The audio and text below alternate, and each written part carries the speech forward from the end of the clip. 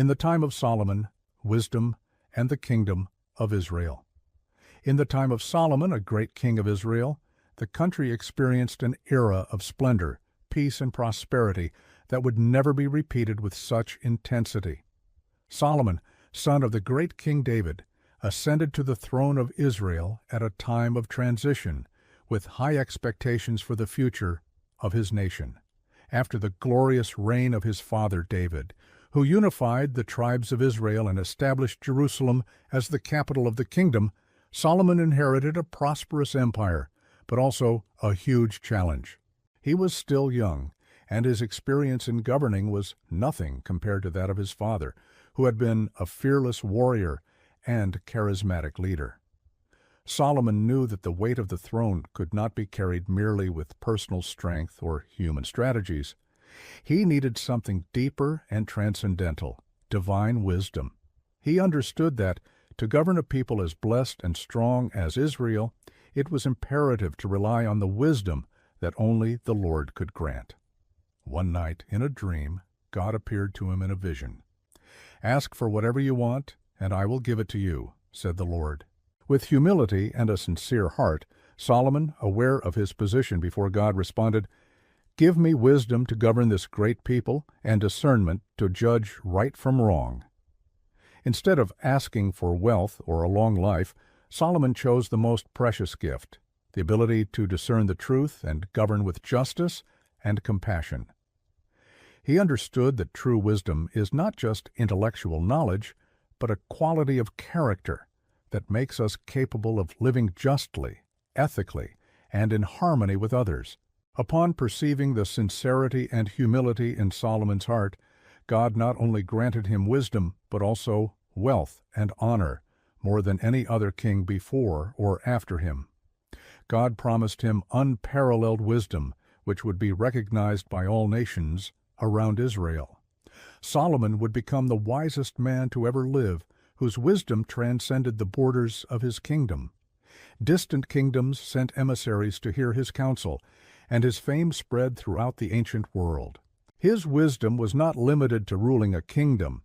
It encompassed all aspects of human life, from justice to personal relationships, morality, and even philosophy. His literary work, including the books of Proverbs, Ecclesiastes, and Song of Songs, still resonates with us, offering deep and timeless teachings. The wisdom of Solomon. The request to God.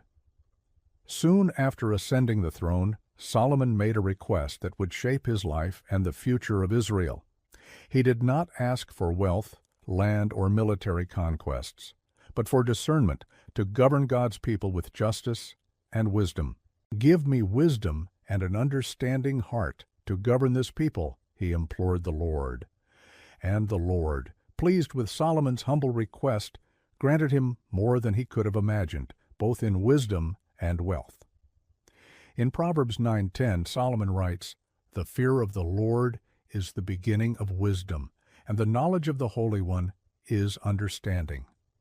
Solomon knew that true wisdom begins with reverence for God, not merely the accumulation of knowledge.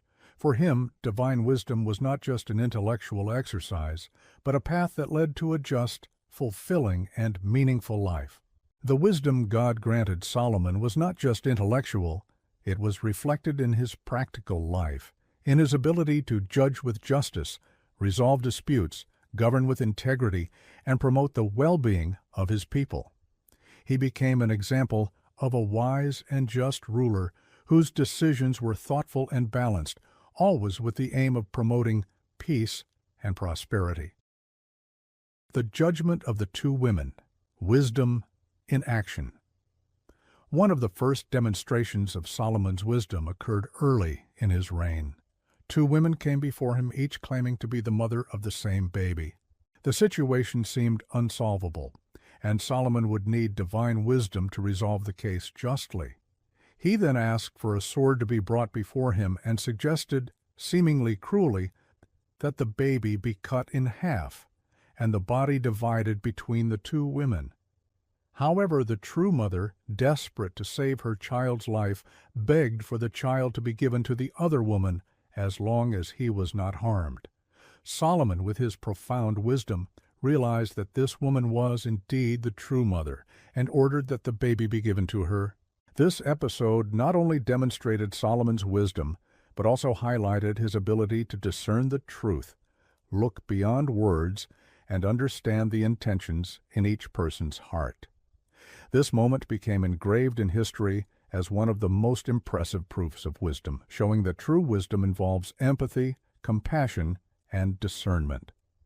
Solomon showed the world that wisdom is not just about theoretical knowledge, but the ability to make just and loving choices, even in complex situations. Proverbs, practical wisdom for life. Wisdom 4. Throughout his life, Solomon compiled his teachings into Proverbs, a book that continues to be a practical guide for living justly and wisely. He wrote about the importance of listening to the wisdom of parents, about prudence, discipline, and integrity. In Proverbs, he teaches us that wisdom begins with the fear of the Lord, and that we should always seek divine guidance in our decisions, as stated in Proverbs 3:5-6. Trust in the Lord with all your heart, and do not lean on your own understanding. In all your ways acknowledge him, and he will make your paths straight. Solomon also emphasized the power of words. He writes in Proverbs 10:20, "The tongue of the righteous is like choice silver. For him, words have great power, capable of bringing life or death, wisdom or folly." He urges us to speak with wisdom, to be cautious with our words, for they reflect what is in our hearts. The construction of the temple, the house of the Lord. One of Solomon's greatest projects was the construction of the temple in Jerusalem, the house of the Lord. Solomon desired to build a place worthy of God, a magnificent and sacred temple where the people of Israel could worship and offer sacrifices. He sent for the finest materials, including cedar wood from Lebanon and precious stones.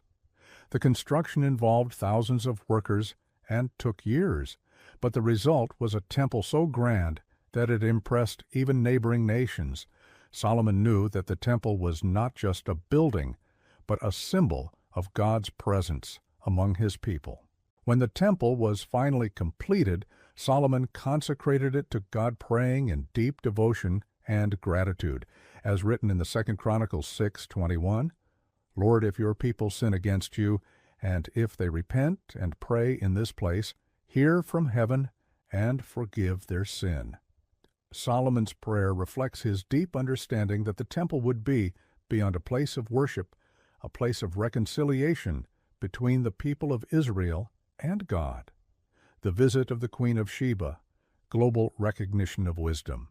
Solomon's fame reached distant places, including the Queen of Sheba from the kingdom of Ethiopia. She had heard of Solomon's wisdom and traveled to Jerusalem with a great entourage. The queen tested his wisdom with difficult riddles, and upon hearing his answers, she was astonished.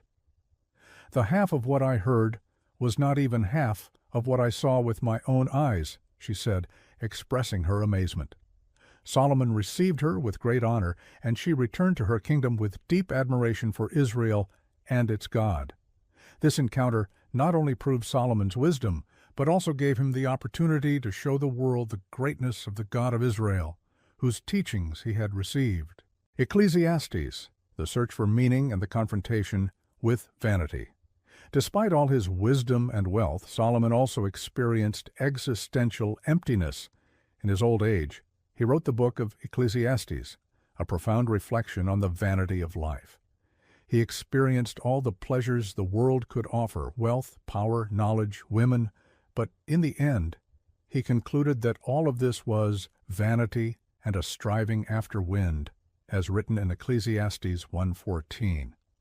Solomon teaches us that, despite all earthly accomplishments, nothing truly satisfies the human soul. He concludes that true satisfaction can only be found in God. Ecclesiastes 1:2 says, "Vanity of vanities, all is vanity." He teaches us, at the end of his journey, that fear God and keep his commandments, for this is the duty of all mankind. Ecclesiastes 12:13. The fall of the kingdom and the lessons of Solomon. However, Solomon's reign also left bitter lessons. Over the years, he drifted away from God, especially when he married foreign women who brought idolatry with them. Though Solomon was wise, he fell into the temptation of foreign influences, which resulted in the division of the kingdom of Israel after his seal. The kingdom was split into two parts, Israel to the north and Judah to the south. Solomon's choices, though wise in many ways, also warn us of the consequences of disobedience and idolatry. The legacy of Solomon's wisdom. Solomon's legacy is undeniable. His teachings on wisdom, justice, faith, and humility continue to guide us today. He taught us to seek wisdom in God, to live with reverence, and to understand that without God, our lives are empty. May we learn from his lessons, live with wisdom, humility, and faithfulness to God in all our choices, and never stray from the path he left for us. May we always trust in God's sovereignty over our lives, remembering that even in the face of difficulties and temptations, true wisdom is found in seeking God's will above all. Thank you very much for watching this video. Like, share, and leave your request in the comments about which stories or biblical characters you want to know more about. Now the most important, don't forget to read the Bible, for it is the source of wisdom and life for us all. May God bless you all. Until the next story.